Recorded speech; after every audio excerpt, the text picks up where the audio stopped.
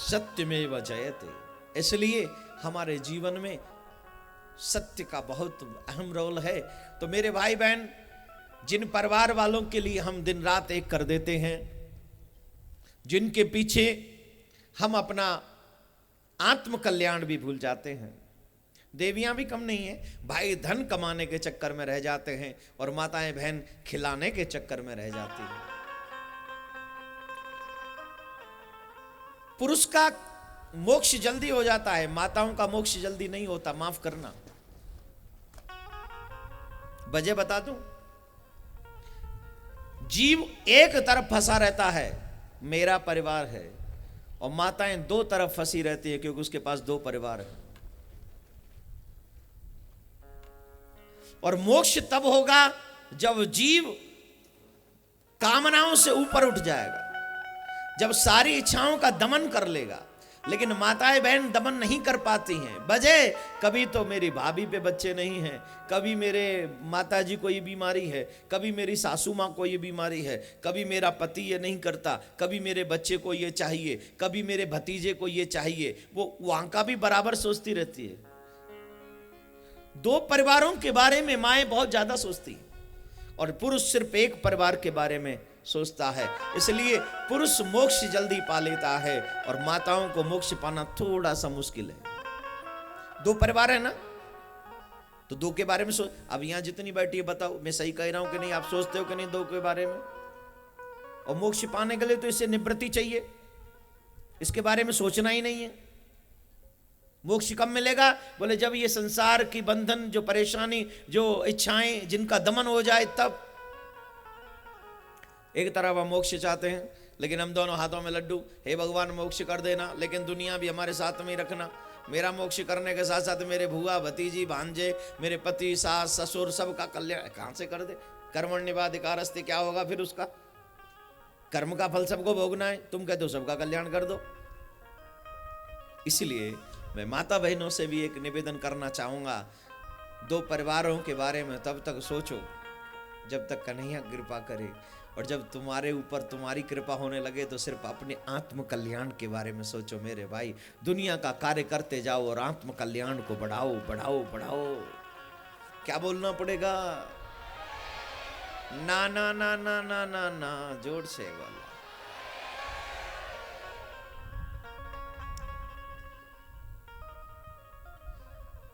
इसी आत्म कल्याण को करने के लिए श्रीमद् भागवत है।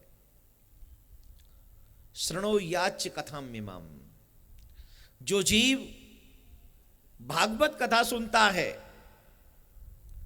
परमात्मा उसे मोक्ष प्राप्त कराते हैं। भागवत सुनने का फल क्या है? बोले भागवत सुनने का फल है जीव को सच्चा ज्ञान होता है। जीव जो जानना चाहिए उसको जान जाता है।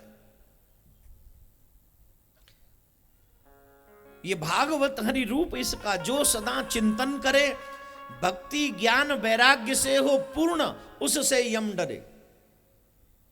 सिर्फ कथा में बैठे रहने से भी काम नहीं चलेगा, कुछ प्रैक्टिकल होना चाहिए, जिंदगी में कुछ हकीकत में बदलना चाहिए।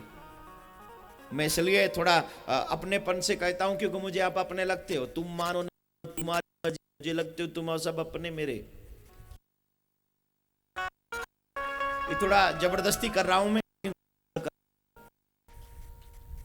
किस किस को लगता है कि मेरे अपनापन है वो ठीक नहीं है?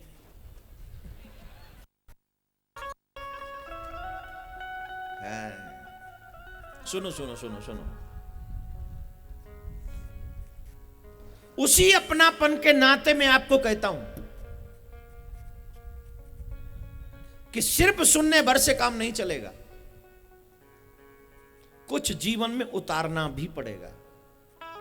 और कुछ ऐसा उतार लो कि जिसे उतारने के बाद भगवान भी प्रसन्न हो जाए हमारे ऊपर, और वो फिर मारे ना, सीधा तारे, और कहीं और नहीं, अपने ही चरणों में पहुंचा ले, सिर्फ अपने ही चरणों में जगा दे, अपने ही धाम में जगा दे। उसके लिए हमें और कहीं नहीं जाना है। साहब हम दूसरी कंट्री में जाएं, अगर वहां अपना कोई पहचानने वाला हो तो रहने की सुविधा अच्छी मिलती है, खाने की भी सुविधा अच्छी मिलती है, परेशानी नहीं उठानी पड़ती।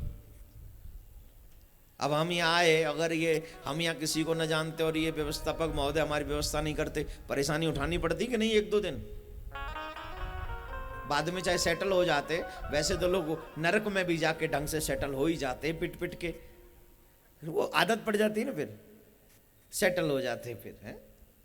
लेकिन जब ठाकुर अपना है, जब वहाँ अपने के पास जाएं तो फिर कोई असुविधा नहीं होती। ठाकुर जानता है इसे क्या अच्छा लगता है, वैसी सब सुंदर व्यवस्था अपने सेवकों से कह के, अपने दूतों से कह के आपकी और हमारी करा देता है। कथा सुदामा की कहूंगा और सभी भागवत के प्रसंगों को प्रणाम करके निकल रहा हूं, क्योंकि आज मैं चाहता हूं सुदामा जी के चरित्र को थोड़ा विस्तार पूर्वक कहूं। जैसा कि आप सब जानते हैं, भगवान के 16,108 विवाह हुए और 16,108 विवाह जब हुए तो उन सबके 10-10 पुत्र थे, सबके 10-10 पुत्र हैं, एक एक कन्या है। भगवान का परिवार पूरा भरा पूरा है। अनेकों दुष्टों को भी वहां पर तारा है, अनेकों दुष्टों को भी द्वारिका में रह के कृष्ण ने मारा है। जैसा कि मैं कई बार बताया हूं, भगवान ने शादी अपनी मर्जी से नहीं की। भगवान ने जितनी भी शादी की हैं वो सब चाहती हैं कि उनका विवाह भगवान से हो। भगवान कौन? जो सबकी भावना को पूर्ण करे, वो भगवान है। यहां पर भी काफी लोग हैं जो कृष्ण को अपना प्रियतम मानते हैं, देवियां हैं, भाई भी हैं। मैं भी खुद मानता हूं, कृष्ण को अपना प्रियतम मानता हूं। ये मेरा अपना भाव है, मेरा अपना स्वभाव है। जब भी मैं बोलता हूं प्रियतम कह के बोलता हूं, क्योंकि मुझे अच्छा लगता है।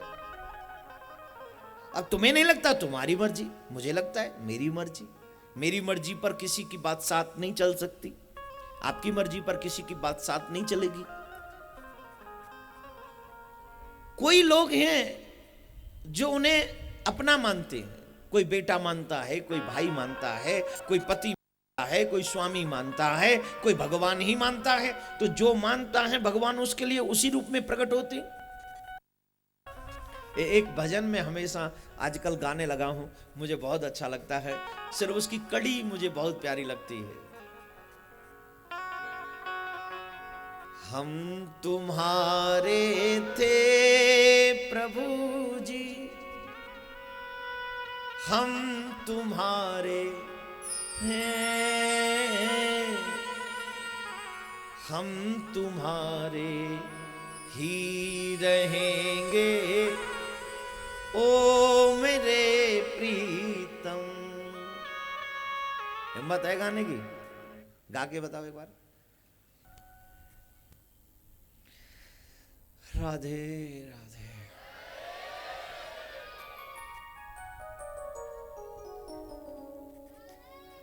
सिर्फ एक बार बोलो, ओ मेरे प्रियतम। गा के बोलो जैसे मैं बोल रहा था। ओ मेरे प्रीतम, ओ मेरे प्रीतम। इस शब्द में वो सुख छिपा है जो दुनिया की कोई भी दौलत तुझे ये सुख पहुंचा नहीं सकती, जो इस शब्द में छिपा है। जो आनंद, जो सुख, जो अनुभूति, जो समर्पण इस शब्द में है। मैं दावे से कहता हूं दुनिया की कोई दौलत तुझे ये सुख नहीं पहुंचा पाएगी। लेकिन ये आनंद आएगा किनको? जो दिल से गाएंगे। जो सिर्फ गा रहे हैं उनकी तो वो जाने, लेकिन जो दिल से गा रहे हैं वो भी ये जानते हैं कि शब्द में कितना सुख छिपा है। तू न माने तेरी मर्जी, तेरे मन में प्यार पैदा करना मेरी हिम्मत थोड़ी है। हाँ, मेरे दिल में कितना प्यार है वो बयां करना मेरे बस की बात है, जो मैं तुझे बता रहा हूं। ओ मेरे प्रियतम। और प्रियतम किसको कहते हैं? Oh my dear. किसको कहते हैं? आजकल तो डियर किसी को भी कह देते हैं, लेकिन डियर शब्द में अपनापन छिपा है। प्रियतम शब्द में संपूर्ण अपनापन छिपा है, संपूर्ण। तो मेरे गोविंद से सच्चा प्रेम जिस दिन हो जाएगा उस दिन आत्म कल्याण होगा। और भागवत यही सिखाती है, सच्चा ज्ञान कराती है, गोविंद से तुम्हारा रिश्ता जोड़ देती है और तुम्हारा बेड़ा पार करा देती है। ये भागवत कथा।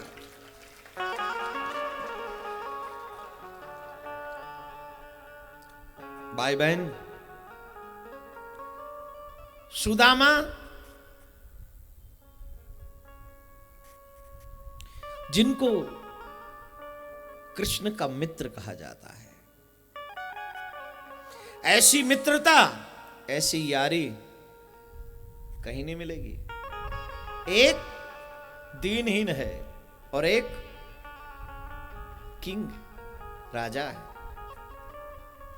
छोटी बात नहीं है। राजा किसी गरीब से मित्रता कर ले, भिखारी से मित्रता कर ले, है हिम्मत किसी की? लेकिन सुदामा भिखारी दूसरे तरीके से नहीं है। ब्राह्मण सुदामा जितना धनवान है शायद ही कोई हो। ब्राह्मणों ब्रह्मवित्तमः विरक्त इंद्रियार्थेषु प्रशांतात्मा जितेंद्रिय। सुखदेव जी गंगा के तट पर बैठकर कथा सुनाते हैं राजा को। एक होते हैं शांत और एक होते हैं प्रशांत। शांत कौन है? भगवान। लेकिन कभी कभी उन्हें गुस्सा आ जाता है। जब कोई भक्तों पर अपराध करता है, भक्तों को सताता है, तो भगवान को क्रोध आ जाता है। और ऐसा क्रोध आता है कि नरसिंह रूप धारण करके हिरण्यकश्यप को चीर देते, मार देते। भगवान शांत हैं, धीर गंभीर हैं। लेकिन जब भक्तों को कोई सताता है, जब धर्म पर कोई प्रॉब्लम होती है, तो भगवान को भी क्रोध आता है और फिर वो राम बनकर रावण को मारते हैं, नरसिंह बनकर हिरण्यकश्यप को मारते हैं और कृष्ण बनकर कंस और शिशुपाल दंतवक्र ऐसे दुष्टों को मार देते हैं। उनको भी क्रोध आता है। लेकिन प्रहलाद को क्रोध आया, जहर उसे पिलाया गया, सर्प से उसे डसवाया गया, पहाड़ की चोटी से उसे गिराया गया, अग्नि में जलवाया गया। प्रहलाद को क्रोध फिर भी नहीं आया? आया क्रोध? अरे ज्यादा कुछ नहीं, क्रोध में एक ईंट तो मार सकते थे। उन दिनों में श्राप आराम से लग जाता था। अपने पिताजी को श्राप दे देते, जाओ तुम्हारा राज्य भस्म हो जाए। अरे तुम ही तो नहीं मरोगे, तुम्हारा राज्य तो भस्म हो सकता है। दे देते श्राप, दिया। क्रोध आए तो देना, क्रोध ही नहीं आ रहा है, श्राप कहां से दे? ये है प्रशांत। भगवान है शांत, उन्हें क्रोध आ जाएगा। उन्हें क्रोध कब आता है? जब धर्म और भक्त पर संकट आए, गौ पर संकट आए, ब्राह्मण पे संकट आए, तो भगवान को क्रोध आ जाता है। भगवान को ये प्रिय है, धर्म प्रिय है, गाय प्रिय है, ब्राह्मण प्रिय है, वेद प्रिय है। ये भगवान को प्रिय है। जब इन पे संकट आता है तो भगवान को क्रोध आता है।